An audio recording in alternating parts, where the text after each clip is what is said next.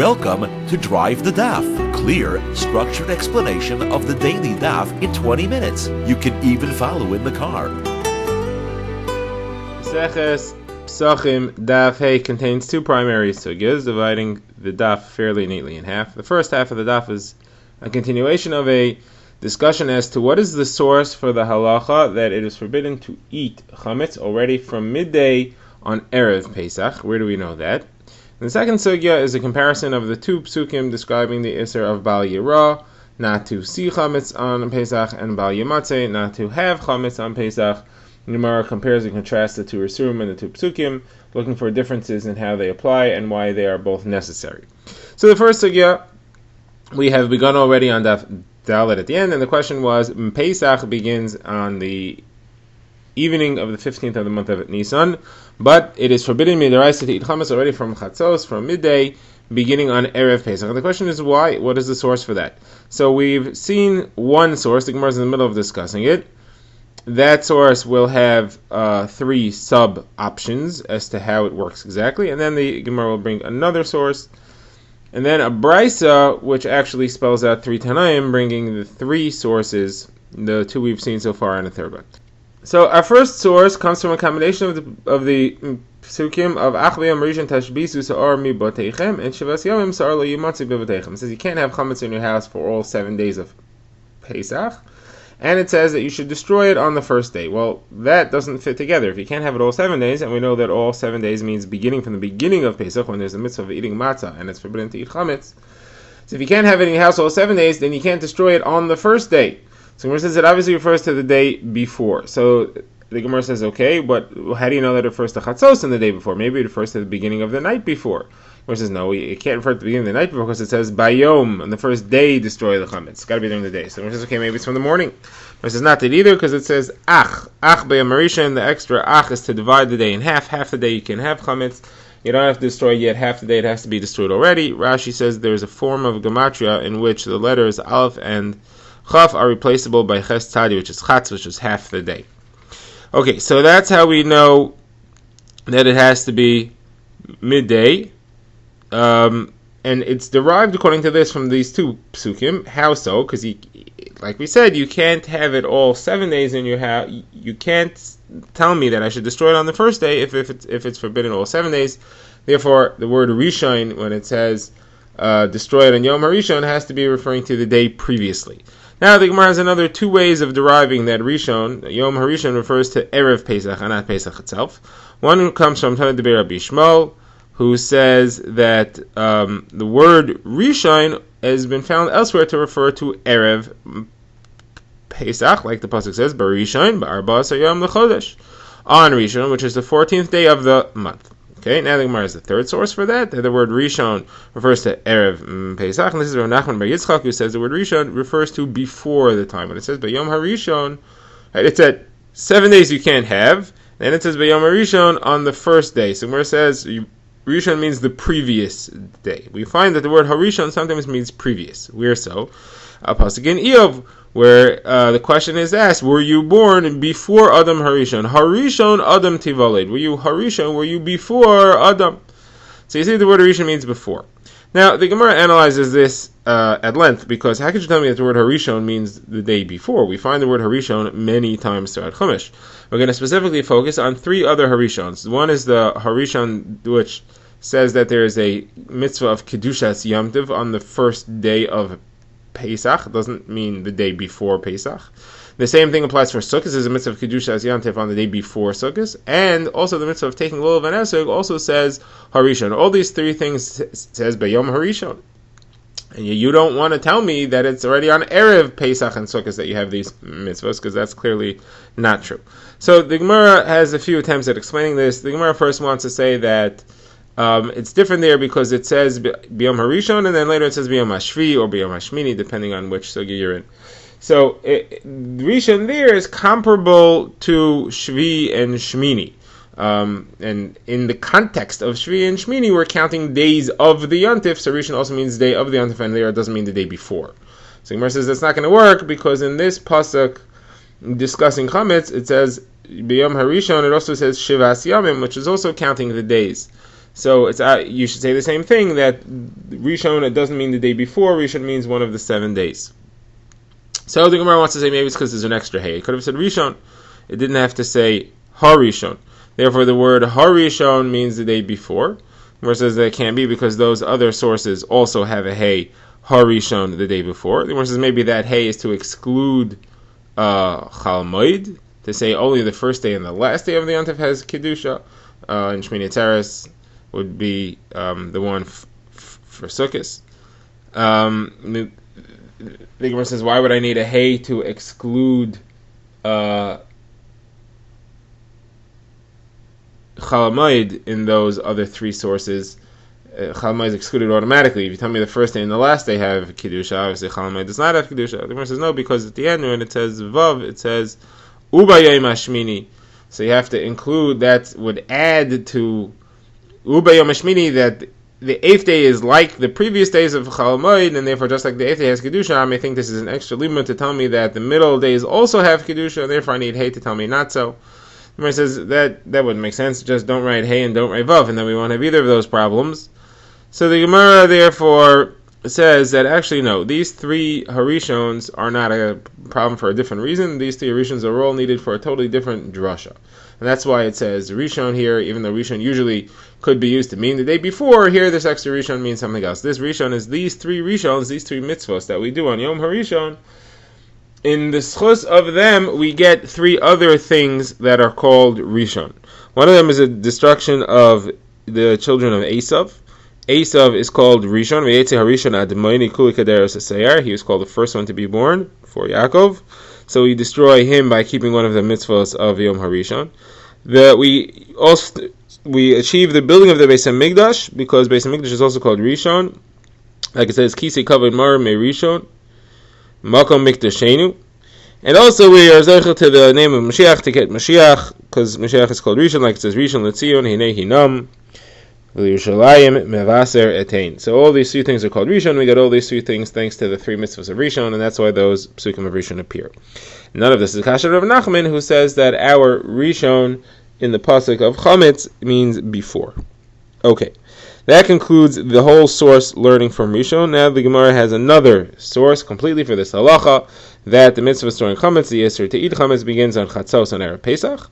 And it's Rava. Rava says it comes from the pasuk Yishachet HaChametz Dam Zivchi. You cannot have chametz in your house when you're bringing the carbon Pesach. So obviously Pesach could be brought from midday on Erev Pesach. It's actually from the beginning of the 7th hour. So you can't have chametz then, because you can't have chametz at the time when you're allowed to bring the carbon Pesach. So the Gemara says, well, how do you know this means that everybody gets the same time of Chatzos? Maybe the Isser Chametz begins when they go to bring their carbon Pesach, they have to make sure that their own Chametz is destroyed, removed from the house. So the Gemara says that can be. We have a general rule. The Torah says there's a Zman Shchitas Chametz. So that has to apply equally to everybody. You can't have a separate rule for each individual. The Gemara now brings a brisa, which includes 3 sources stated by Tanaim for this halacha, that you have to destroy the chametz already on the day before Pesach, on Erev Yom Tov. It doesn't specify chatzos here, but at least we see here that it's on Erev Yom Tov. One is the same source as Rava. This is Rabbi Shmuel. Rabbi Shmuel says, Lo yishachar chametz dam zivchi, lo yishachar Pesach. You can't have the carbon Pesach being brought when you still have chametz. Obviously, chametz has to be destroyed from the time that the carbon Pesach could be brought. Rabbi Kiva says, you can prove it from the pasuk we saw earlier, Ach b'yom harishon tashbisu, you destroy it on the Yom HaRishon, the first day of Yom Tov, and you can't destroy chametz on Yom Tov, because you're not allowed to burn chametz on Yom Tov. It's a malacha, it's an av malacha of burning. It basically says, the third source, it says, Ach b'yom harishon. Ach, as we saw earlier, divides the day in half. Part of the day you're allowed to have chametz, part of the day you're not. Obviously, that can't be the first day of Pesach, because we know the entire first day you're not allowed to have. All 7 days you're not allowed to have chametz. So when it says Yom HaRishon, then it must be referring to the day before Pesach itself.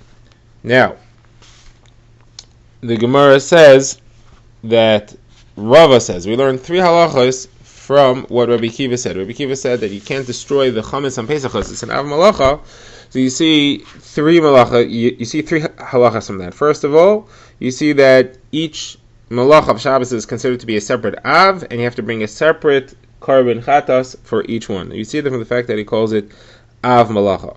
Second thing you see is that you cannot destroy chametz in a different way. Chametz has to be destroyed by burning. If you could destroy it in another way, then it wouldn't be aser. Then he wouldn't have proof that you can't destroy the chametz on erev Pesach, on Pesach itself, because it's Yom Tov. Because you have a different way of destroying it. You don't need to burn it. And the last halacha we see is that it is aser to burn things. Even is also to burn things not l'tzoyrech Yom Tov, not for Yom Tov needs on a Yom Tov. Now we know that it's permitted to burn things on Yom Tov. You're not like create a new fire midrabanan, but you're allowed to burn things on Yom Tov l'tzoyrech Yom Tov. There was a question: do we say hoil? Do we say since it was mutter to do it l'tzoyrech Yom Tov for a necessary purpose for Yom Tov? Does that mean it's also permitted? Even if it's not necessary, which is an extension we sometimes make for burning, Rabbi Akiva holds we do not say that. Okay, we now move on to the second half of the daf, and the Gemara brings a brisa, which discusses the two psukim describing the Isra of Chametz, and the Gemara wants to know why they're not redundant. The brisa wants to know why they're not redundant. The psukim are Sa'ar lo yimatzei bevotechem. So we should note here a few things. It says lo yimatzei, it should not be found. It says bevotechem, it says in your house, and it doesn't say lecha, it doesn't say to you. However, the other pasuk says lo yire lecha seor b'chol gvulecha, and lo yire lecha chametz b'chol gvulecha. This one says lo yira instead of lo yimatzei. It says lecha, meaning only to you, and it says in your gvulin, in your borders, it doesn't say bevotechem. So these are the differences between the psukim, and the Gemara says we learn out of this 5 halachas. First of all, from the fact that one of them, the one of lo yira, says the word lecha, to you, we see a leniency that there is some type of situation in which you are allowed to have a goy's chametz in your rishus. The Gemara will explain what situation that is. The next halacha we see is that you're not allowed to keep your own chametz around even if it's not visible. It can't be hidden somewhere in your house. That's from the phrase lo yimatzei as opposed to lo yira. If it does say lo yira, you would think I can keep it hidden. The next thing is that I can't take chametz from a guy to store in my house. In some circumstances, I'm not allowed to keep chametz from a guy. That's because one of the psukim does not have the word lecha. It doesn't limit it to just your chametz. It means all chametz is forbidden. The next thing I see is that it's forbidden all types of goyim, not just those. The Gemara here distinguishes between ones that are a ger toishav, ones that are under the dominion of a yid, and ones that are not ger toishav, that have not accepted any mitzvahs and are not under any dominion. How do I know that? The Gemara brings that from these psukim as well. And the last halacha is that how do you know that it applies everywhere in your property, even not in your actual house? Let's say in your yard, your well, your pit, your ditch. That's from where that says b'chol gvulecha and not just bivotechem. The source that it refers to all the goyim is from bivotechem, in your homes. So we have all these psukim, we have all these 5 halachos, and they're coming from different words in the various psukim. You have lo yira you need, lo yimatzeh you need, lecha you need in one place and not in the other place, bevotechem you need, and b'chol gvulecha you need. Now, but they're not written in the same pasuk, so the Gemara says we have to have a gzera shava between the two. Sa'or, it says the word sa'or in both psukim. Whatever halachas apply in one pasuk apply in the other pasuk, and that's how we know all these halachas apply in all circumstances. Now the Gemara is going to break this down a bit. Now, as far as keeping chametz of the guy in your property, we had said that is forbidden, again under certain circumstances, which we'll see, but that fact that it's forbidden applies even to a guy who is under your dominion. So the Gemara says that doesn't make sense. If the guy is under your dominion, then it's more like his property is your property. It should be more likely to be forbidden. Why would I need an extra pasuk to include that case? So Abai says switch it around. We're really including the other one. That was the obvious one that is forbidden. That where he's not under your dominion, that's where it's problematic, and that's where we need the extra source of bivotechem. Rava says you don't have to switch it. Where we're saying to include the guy, we're not talking about the parts, the where we're saying to include the guy who's under your dominion, we're not saying include him in the situations in which it's forbidden to have the guy's chametz in your land. We're talking about the situations in which it is permitted to have the guy's chametz in your land. That we want to include even the guy who's under your dominion, which is more likely that his chametz should be usher to you because his property is your property.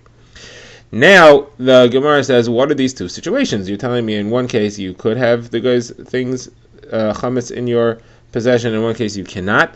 What are the two? The Gemara says, if you are responsible to pay him back for it, if it gets destroyed, then it's like it's yours, and therefore you can't have it. If you're not responsible for it, if your arrangement with him is that if it gets destroyed, he lost his own, then it's his in your property, then you're allowed to have it there. It's not forbidden. The Gemara says, I'll show you this from an incident. Rava told the people of the city of Mechuzah that the soldiers around give them flour to keep in their house and to bake bread, that since they have to replace it, if it gets destroyed, they should destroy it before Pesach, make sure they get it out of the house, because it's considered to be like it is theirs. Now, the Gemara is a bit bothered by Rava's explanation, because if the Tana is trying to include the guy into the case where it's mutter, so what's the source for that? He brings the pasuk of lo yimatzeh, there it doesn't exclude the guy. So how are you teaching me the heter for the guy from the pasuk of lo yimatzeh? It doesn't say lecha there. It's the word lecha that excludes the guy from the iser and makes it mutter. But it doesn't say lecha in the pasuk that he's bringing when he's talking about the heter there of lo yimatzeh. So the Gemara answers, it says lecha elsewhere in a different pasuk, and we say him in an inyan. If it says lecha somewhere where it doesn't apply, then you could apply it here to this pasuk, and that's what it's doing here. The Gemara now asks on Rava's statement that if you took responsibility, if you're responsible to return the value of the chametz, if it gets destroyed, that means that it's yours, and therefore it's forbidden for you to keep it. That seems to be taking sides in machlekes on the subject. There's a machlekes on the subject of something which you have responsibility for. You have monetary responsibility for it, and you have to return it if it gets destroyed. Does that mean that it's yours now? I mean, since we're saying that you have to return it if it gets destroyed, that means that if it gets destroyed, it's your thing that got it destroyed, and you owe something back to the guy. So do we say that, or do we say, no, it doesn't make it yours? That's a machlokes in Mesachas Baba Kama. The Gemara says, well, Rava seems to be taking sides, because he's saying that when you have to return it, if it gets destroyed, that's when it's considered yours to the extent that it's considered your chametz, you're not allowed to have it. So the Gemara says, no, not necessarily. It could be here there's an extra stringency. It's considered yours as far as Hilchos Chametz because the Torah says Bal Yimatzeh. It makes it stricter. So now the Gemara wants to say, well, maybe that proves that he's taking the other side. Only because of Bal Yimatzeh do we consider it yours. But generally, as far as the halachos of money, it's not considered yours, even though you do have to return it if it gets destroyed. You have to replace it. The Gemara says, also not necessarily, because here it's slightly different than the standard thing. Here, you have to return it. If you still have it, you have to give it back to the guy. That machlokas was in a case where it becomes yours and you don't even have to give it back to the guy at all. You could just replace it if you want. You have the option of replacing it, and then it really becomes yours. That's where there's one opinion that says that it's considered yours your entire time you have it, because you don't have to give it back. Here, you can only replace it if it gets destroyed. You do have to give it back if you still have it, and that's why we need the pasuk of lo yimatzeh to make it yours as far as I'm concerned. Drive the Daf is a project of the Grand Woodlands Shul and is presented by Rabbi Yitzchak Landa. Find us on YouTube or subscribe to daily emails by emailing drivethedaf@gmail.com.